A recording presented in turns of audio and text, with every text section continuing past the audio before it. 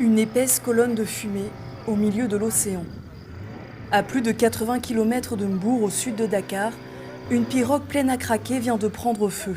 Ce sont des pêcheurs qui filment la scène et tentent de porter secours à quelques naufragés. Asmbo était à bord de cette pirogue. De retour à Saint-Louis après avoir été sauvé par la marine espagnole et sénégalaise, ce jeune migrant se dit traumatisé.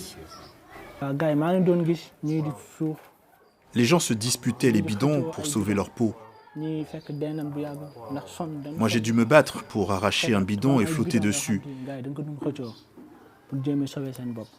Après, j'ai vu les autres agoniser.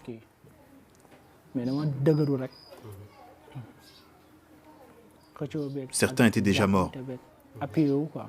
C'était la première fois que ce tapissier de 28 ans tentait de rallier l'Espagne. C'est dur ici. Tu vois ta famille dans le besoin. Tu as envie de l'aider. Mais tu n'as pas les moyens.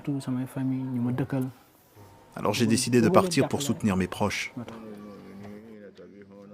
À Saint-Louis, dans le nord du Sénégal, le quartier populaire de Pikine pleure une vingtaine de disparus. Les funérailles se succèdent, comme dans cette maison. Abdoulaye avait 38 ans, c'était l'aîné de la famille. Je ressens une très profonde douleur. Il va laisser un grand vide derrière lui, avec des charges supplémentaires, parce qu'il avait 5 enfants. C'était le soutien de la famille.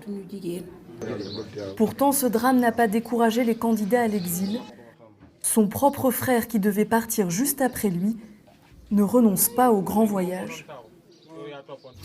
Ici, lui et moi, nous n'avions plus goût à la vie. Il est juste parti avant moi. Mais moi aussi, j'irai. On ne peut rien faire ici.